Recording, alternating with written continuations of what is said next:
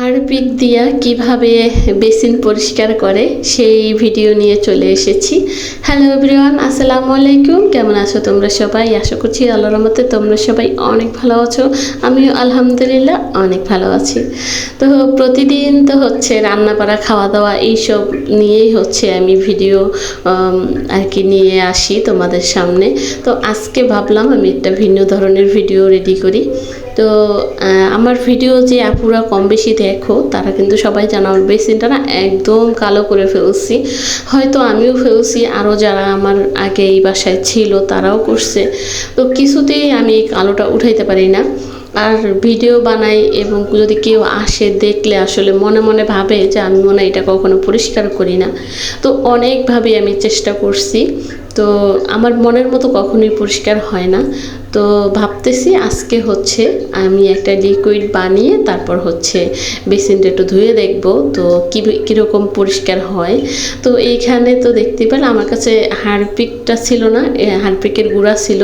তো হারপিকের গুঁড়া আর হচ্ছে এই যে থালা বাসন যে মাজি লিকুইড, সেই লিকুইড নিয়ে নিছি। এই যে দেখতেই পারছো কি পরিমাণ কালো হয়ে আছে। এগুলো কিন্তু শুধু লিকুইড দিয়ে আমি ঘষা মাজা করছি, তো সেগুলো হচ্ছে ওঠে না। তো ভাবলাম আজকে হচ্ছে এইভাবে একটু পরিষ্কার করি, দেখি কীরকম হয়। তো মাশাআল্লাহ অনেকটাই পরিষ্কার হয়ে গেছে। তো প্রথমেই আমি একটু পানি দিয়ে ভিজিয়ে নিচ্ছি, কারণ ডাইরেক্ট কিন্তু এই লিকুইডটা দেওয়া যাবে না, তাহলে একটু সমস্যা হতে পারে।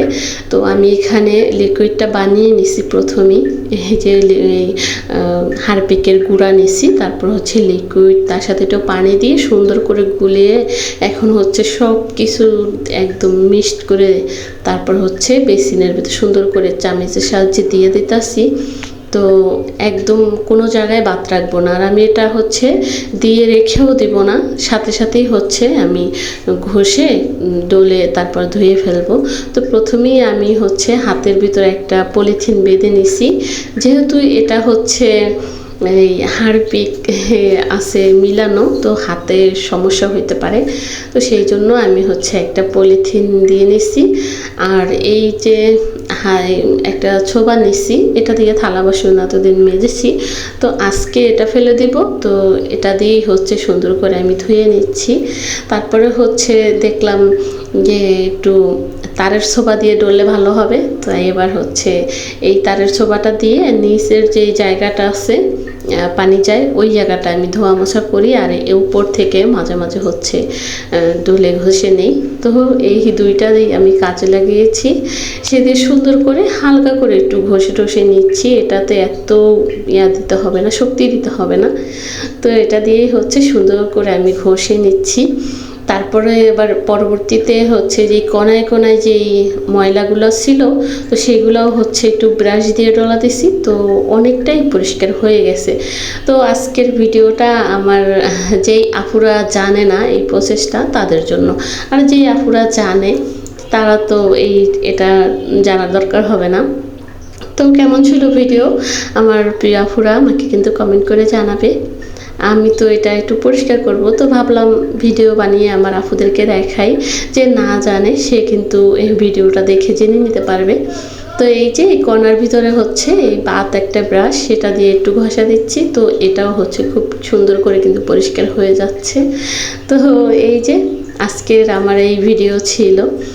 তো প্রতিদিনই হচ্ছে ওই যে বললাম রান্না বান্নার, খাওয়া দাওয়ার এইসব ভিডিও বানাই। তো ভাবলাম এখন থেকে মাঝে মাঝে একটু ভিন্ন ধরনের ভিডিও বানাবো, তাহলে আসলে দেখতেও ভালো লাগবে আর বোর হবে না মানুষ দেখতে দেখতে। একটা সময় কিন্তু আসে যে একটা ভিডিও দেখতে দেখতে বোর লাগে, যে কি ভিডিও, একই ধরনের ভিডিও ভাল লাগে না। তো সেই জন্য ভাবলাম যে আজকে একটু এই কাজটা যেহেতু করতেছি, তো এটা একটু টিপস দিয়ে দিই আমার আপুদেরকে। ওই যে আমি কিন্তু সবসময় বলে থাকি যে এমন কেমন কিছু আছে যে বড়দের কাছেও শেখার আছে এবং ছোটদের কাছেও শেখার আছে। তো সেই জন্যই তো আবারও বলছি যে আপুরা এই প্রসেসটা না জানেন, আজকের ভিডিওটা কিন্তু তাদের জন্য। তো কমেন্ট করে জানাবে আজকের আমার এই ভিডিওটা কেমন ছিল। তো আমি হচ্ছে প্রথমেই ভেবেছিলাম যে পরিষ্কার হয় কিনা, তো মাশাআল্লাহ অনেক কিন্তু পরিষ্কার হয়ে গেছে। আমার প্রথমেই বেসিনটা কিন্তু দেখাইছি যে কতটা পরিমাণ কালো ছিল। এই যে ধুয়ে দেওয়ার পরে সুন্দর করে এখন কিন্তু মাশাআল্লাহ অনেক পরিষ্কার হয়েছে। আর ওই যে আমার ক্যামেরায় এতটা পরিষ্কার আসে নাই, মাশাআল্লাহ অনেক পরিষ্কার হয়েছে। আগে যেই কালো ছিল আমারই হচ্ছে যে কাজ করতে অনেক প্রবলেম হয়েছে, আমি অনেক কিছু আর কি ব্যবহার করছি, আজকের মতো পরিষ্কার কিন্তু একদমই হয় নাই। তো যাই হোক মাশাআল্লাহ অনেক পরিষ্কার হয়েছে। আর কমেন্ট করে জানাবে আজকে ভিডিও কেমন ছিল, আর লাইক দিতে কিন্তু ভুল করবে না। এখানেই বিদায় নিচ্ছি, আল্লাহ হাফিজ।